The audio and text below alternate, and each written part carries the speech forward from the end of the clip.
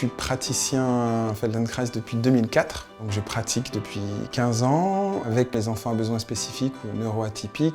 Disons que ça fait 7-8 ans que je travaille plus intensément avec eux.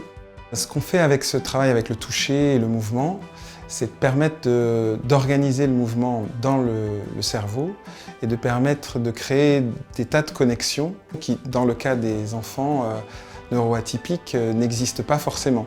On va vraiment partir de là où les enfants sont capables de faire quelque chose. S'ils ne savent pas marcher, on ne va pas partir de la marche dans le but de les faire marcher, mais on va voir s'ils sont à quatre pattes, ou s'ils sont assis, ou ils sont par terre en train de commencer à rouler, ou de soulever la tête. On va vraiment partir de là où ils sont, parce que là où ils sont, il y a du potentiel pour pouvoir créer justement un maximum de connexions.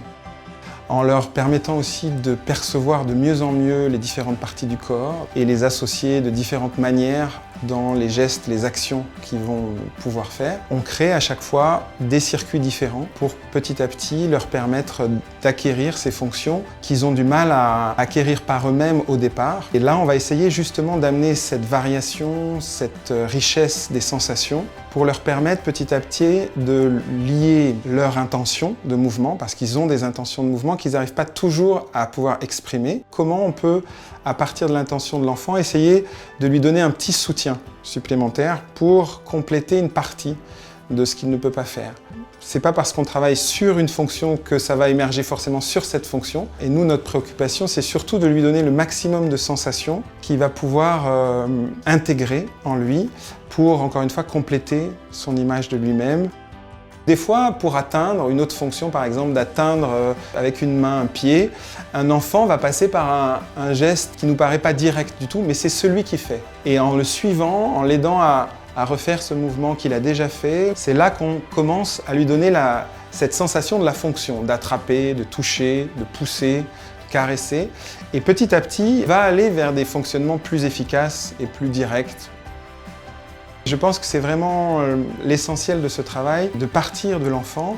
Et aussi, notre expérience personnelle, nous les praticiens Feldenkrais, c'est qu'on a passé énormément, des milliers d'heures à être au sol, à retraverser tous ces stades de développement.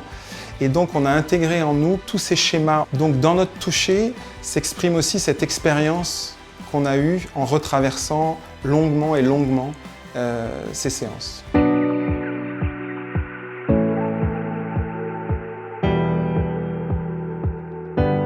Je m'occupe d'Héloïse depuis, je pense, un peu plus d'1 an et demi.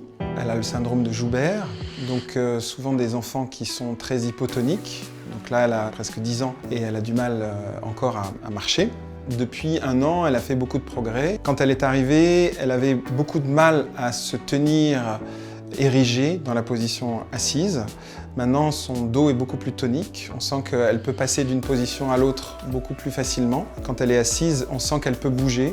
Elle peut aller de nouveau s'allonger, elle peut passer d'un côté à l'autre. Ce qui a aussi beaucoup changé, c'est son côté gauche, puisqu'elle avait le côté gauche qui était pratiquement paralysé. Elle avait une main dont elle ne se servait absolument pas, qui était toujours dans une position un peu repliée, comme ça. Pour nous, qui n'étaient pas connectés à l'image d'elle-même, elle ne s'en occupait pas, c'est comme si ça n'existait pas. Petit à petit, ce bras commence à devenir vraiment présent. Maintenant, elle l'utilise tout le temps. Elle a réussi à vraiment intégrer ce bras et maintenant, la main devient même tonique, saisie.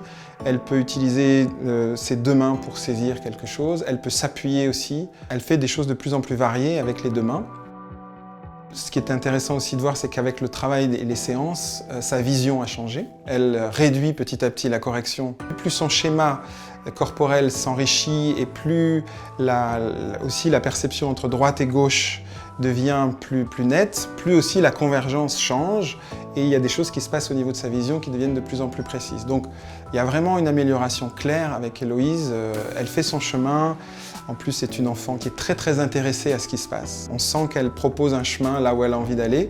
Et donc ça encore, c'est un signe que justement, quand l'attention de l'enfant est vraiment là et de plus en plus là, qu'il y a des tas de choses qui se passent et qui petit à petit s'intègrent dans sa vie et dans ses actions.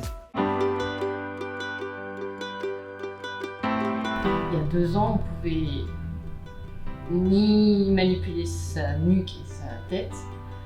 Elle n'acceptait pas d'être à genoux, elle n'acceptait pas d'être sur le ventre.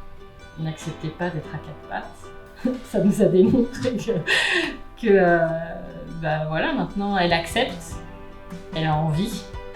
Elle avait beaucoup travaillé sur son côté gauche puisqu'il était complètement rétracté, on ne pouvait rien faire et elle avait envie de rien faire avec son bras gauche. Aujourd'hui, elle a l'épaule qui bouge, le bras qui bouge. C'est plein de petites évolutions, mais qui sont des grands pas pour nous. Parce qu'évidemment, ça facilite le quotidien. Et puis elle, son autonomie aussi, quoi. Je suis très heureux aussi en tant que praticien de participer à plusieurs aventures un peu novatrices. Donc à Paris, cette expérience avec le Neurogroupe qui permet d'associer différents professionnels dans ce travail avec les enfants neuroatypiques. Je participe aussi à une expérience où je vais régulièrement à Venise dans ce qu'on appelle maintenant la Klinika Feldenkrais, qui est dans un grand centre médical à Venise où on a 250 mètres carrés pour nous et donc on suit des enfants neuroatypiques. Ces deux expériences montrent que, aussi par leur succès, dans le nombre de familles qui nous rejoignent, comment cette méthode ou ces méthodes, dans le cadre du Neurogroupe, permettent aux enfants d'avoir des ressources supplémentaires pour aller vers un développement toujours plus harmonieux et qui leur permettent d'aller vers ce qu'ils désirent faire.